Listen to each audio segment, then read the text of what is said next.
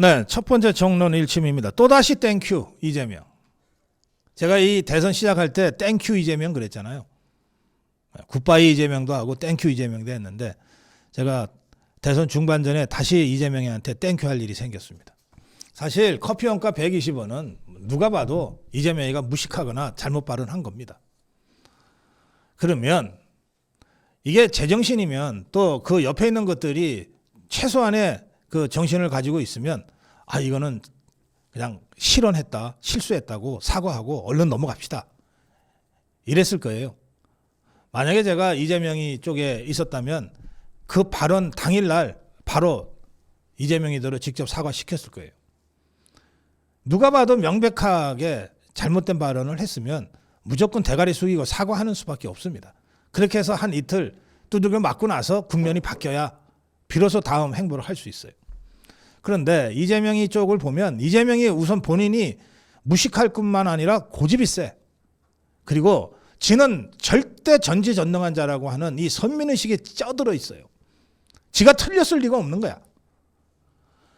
그런데 이 이재명이 옆에 있는 것들은 아니 아버지 말씀인데 내가 어떻게 해. 무조건 맞는 거고 무조건 따라야지. 이런 것들로 꽉 차 있어요. 그게 이재명 일극 체제의 속성입니다. 그러다 보니까 누구도 지금 이것을 사과하고 얼른 넘어갑시다라고 못하고 이재명이한테 다 맡겨놓으니까 이재명이가 아니 내가 뭘 잘못했다고 내 말이 틀려? 이러고 계속 바득바득 우기고 있어요. 이게요. 수렁에 빠지면 허우적거리면 더 빠지는 거 아시죠? 그래서 수렁에 빠지면 조용히 가만히 있으라는 거예요. 누가 구조하러 올 때까지. 근데 이거 이재명 이자가 수렁에 빠져서 그냥 온통 허우적거리고 있어요. 내가 뭘 잘못했어 이러고. 그래서 이제 거의 머리까지 지금 수렁에 빠질 지경이 돼버렸습니다. 얼마나 고맙습니까? 그래서 제가 이재명이한테 정말 땡큐한다 이렇게 말씀드리는 겁니다. 자, 이 커피 120원 사실은 선거 전략으로만 봐도 김문수 후보나 국민의힘에서 이거를 문제 제기를 해와도 그냥 짧게 한마디 하고 넘어가야 되는 건데 이자가 지가 자꾸 떠들고 다녀. 지가. 내가 뭐 잘못했냐고 자꾸 지가 떠들어. 이렇게 얘기했어요. 아니 휴게음식점 같은 걸 해서 커피 원가 120원이라던데 그거 한 8,000원 10,000원 받고 팔면 손님이 많이 오는데 그게 더 낫지 않냐. 그렇게 바꾸라고 제가 얘기했다. 내가 틀린 말 했냐 이랬어요. 틀린 말이지. 커피 원가 120원 틀린 말이지. 이러니까 아무리 아버지 하는 것들도 그래도 선거 좀 치러본 것들은 아이고 아무리 아버지라도 말씀 좀 줄이시는 게 좋겠어요. 말씀이 길다 보면 이렇게 이 시비거리가 생깁니다. 이렇게 조언을 누가 했던 모양이에요. 그러자 야 써놓은 거 읽으면 재미없잖아. 내가 좀 실수하더라도 여러분들이 커버해 주시면 되잖아요. 이거 지가 실수한 줄은 아는 것 같아. 보면. 그러면 실수했으면 그냥 무조건 대가리 푹 쳐받고 그냥 사과하면은 그게 제일 좋은 길이에요. 근데 이게 커피 120원도 그렇고 호텔 경제 이것도 지가 팍팍 우기고 있어요. 이재명이가. 나 얼마나 고마운지 몰라.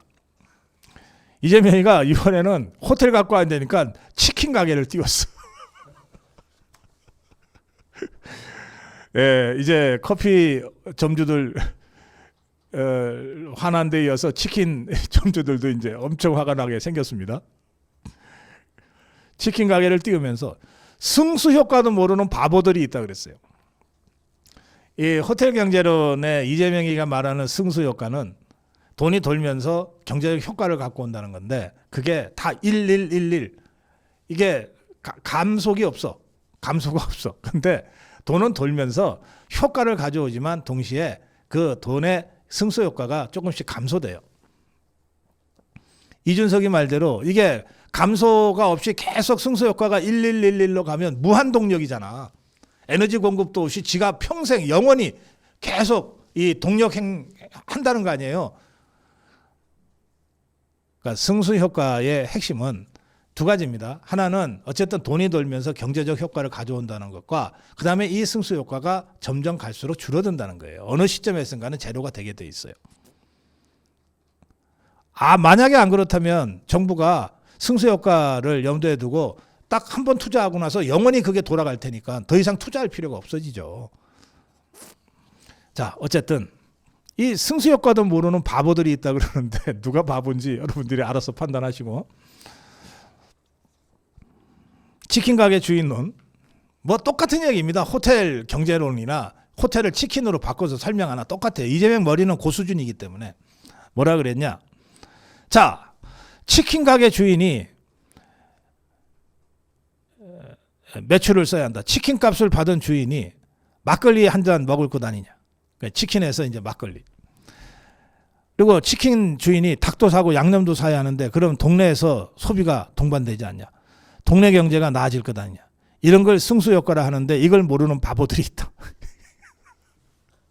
그러면서 이해를 못하는 건지 곡해하는 건지 이상하게 해석해서 10,000원 받은 사람이 10,000원을 쓴다는 보장이 어디냐는 소리를 하는데 누가 그렇다고 하느냐. 극단적으로 비유해서 돈이 도는 것을 보여준 것이라고 그랬는데 너무 극단적이네 이 사람.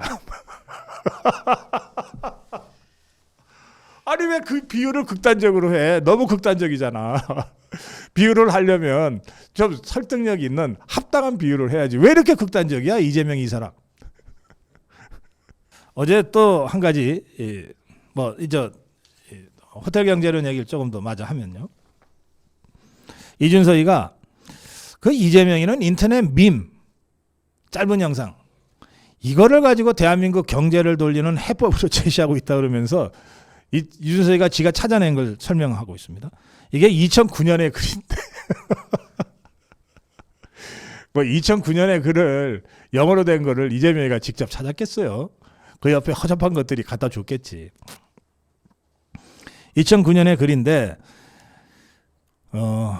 미국의 경제학연구소 미제스 연구소 홈페이지 링크를 하면서 인터넷에서 찾아볼 수 있는 호텔 경제학의 시초에 해당되는 가장 오래된 글이 2009년의 글이다. 여기에 로버트 블루맨이 기고문에서 비슷한 사례를 소개하면서 이거를 뭐라고 그랬냐면 오해를 부르는 두뇌 게임이라고 비판했다. 이런데 쏘가 넘어가면 안 된다고 올린 것이 최초의 인터넷 밈이라는 거예요. 그러면서 이게 경제학 담론이나 경제학 이론이 아니고 이런 식으로 두뇌가 착각할 수 있으니까 이런 거를 조심해야 된다고 역설을 이야기하는 것이 원본이라는 겁니다. 인터넷에서 조롱한 영상을 그걸 원전으로 삼아서 대통령 후보 토론에 나와서 그거를 경제정책의 기본이라고 제시를 하고 있으니 이걸 어떻게 해야 되냐 이겁니다. 심지어 이 이야기 2009년의 이 이야기는 아주 저급한 조롱에 해당하는 역설인데 아주 저급하고 천박하게 이 역설이 표현이 돼 있는데 그게 뭐냐. 호텔에 돈을 가져다 준 사람이 뭐 노쇼 하는 무슨 일반 이 고객이 아니고 매춘부로 돼 있다는 거예요. 원래 내용에는. 그러니까 이걸 그 허접한 것들이 이재명이한테 그걸 옮겨다가 줄 때 이 매춘부를 그냥 호텔에 예약했다가 취소한 그런 손님으로 지금 살짝 바꾸는 바람에 이렇게 됐다는 건데 이재명의 버전에서 매춘부 대신에 문방구로 바뀌었다고 해서 이게 조롱한 밈이 경제 담론이 되는 게 아니지 않냐. 인터넷 조롱 수준의 내용을 경제정책이랍시고 TV 토론에서 얘기하고 유세차 올라가서 얘기하고 이거 계속 우격다짐으로 이어가는 이런 경우 나 처음 본다. 문제가 됐으면 원본을 찾아나로 봐야지. 빨리 철회해라. 이런 천박한 이야기를 경제 철학으로 설파한 것에 대해서 뭐 본인이야 뭐 알고 했겠냐. 이런 거 제안한 그 정책 책임자라도 빨리 사퇴시켜라. 이렇게 한마디 했는데 여기 이준석이가 이야기한 이거 호텔 경제학의 그 근본이 되는 미국에서 논란이 일었던 게 $100 이야기라고 하는 겁니다. The Tale of $100 Bill 이라고 하는 건데요. 이게 이게 처음 나왔을 때 미국의 이 정치권이나 학계에서는 이거를 창녀경제라고 하는 조롱 섞인 이름으로 부른 밈이었다고 합니다. 이게 이렇게 돼 있어요.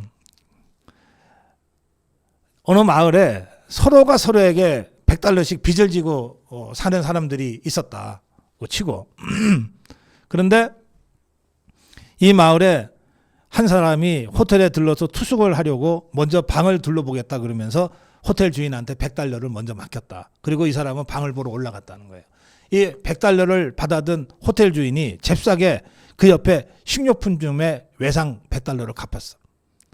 그리고 이 $100를 받은 식료품점 주인은 다시 그 돈을 그 자기 원자재 공급한 공급업체한테 $100를 줬어요. 그래서 빚을 갚았어.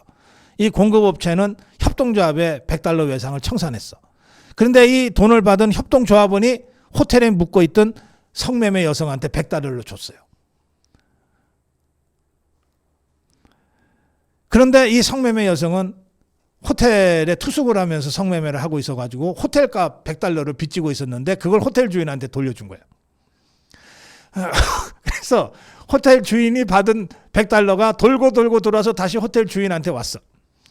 그리고 그 다이에 방을 보러 올라갔던 사람은 이거 이거는 내 마음에 안 드니까 나 여기 투숙 안 하겠다고 내려와서 주인한테 $100를 받아서 갔어. 그러니까 이 사람은 $100를 내고 $100를 받아갔으니까 손해가 없고 그 다음에 모든 사람은 다 빚을 갚았으니까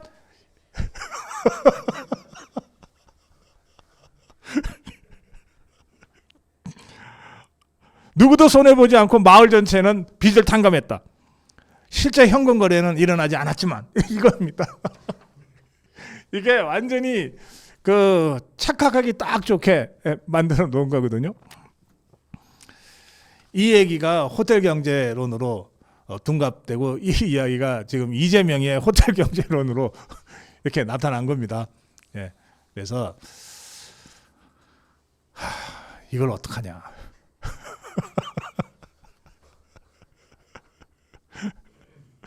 자, 이쯤 하고요. 어제 이재명이는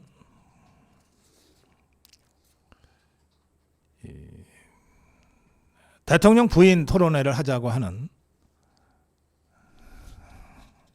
국민의힘 김용태 비대위원장의 제안을 일거에 그 이상한 소리 하지 말라고 깎아내렸는데 이재명의 말이 이렇습니다. 정치는 대통령이 하는 거지 대통령 부인이 하는 거냐? 그럼 아들이 영향 주면 아들끼리 토론시키고 측근이 영향 주면 측근끼리 토론시켜야 하냐? 이랬는데 그러면 이재명 너희들은 왜 그렇게 김건희 여사를 못 잡아먹어서 지난 대선 때부터 지금까지 그렇게 이 김건희 여사를 공격하냐 그러면 어디 정치를 윤석열 대통령이 하지 김건희 여사가 하는 거냐? 하여튼 이것들은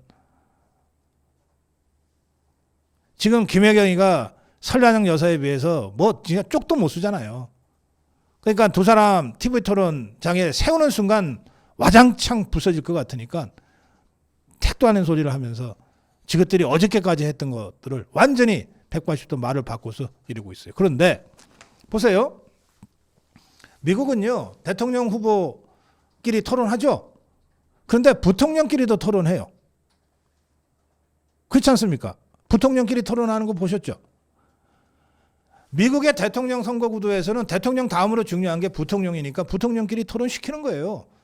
또 퍼스트 레디끼리 맞짱 토론을 시키지는 않지만 여기저기서 인터뷰를 하면서 비교를 하게끔 만들어줘요. 또 캠프의 주요 멤버들끼리도 간접 토론, 직접 토론을 합니다. 수없이 많이 해요. 돈은 묻고 입은 풀자며. 그러니까 가능한 모든 토론을 다 해야지. 그래서 국민들이 대통령과 대통령 부인과 대통령 주변에 있는 사람들 전체를 보고 정권 잡으면 대통령 한 사람만 달란 겁니까? 이 사람들이 다 같이 가는 건데 전체를 보고 판단하게 해야지. 무슨 택도 아닌 소리를 이렇게 하지? 아무리 김혜경이가 자신이 없어도. 이 얘기는 제가 잠시 후에 지난 대선 때 김건희 여사를 최대 약점이라고 공격했던 그 시점에 이재명이하고 김혜경이가 대통령 후보 부인 토론회를 어떻게 얘기했는지를 다시 한번 제가 여러분께 확인시켜 드리겠습니다.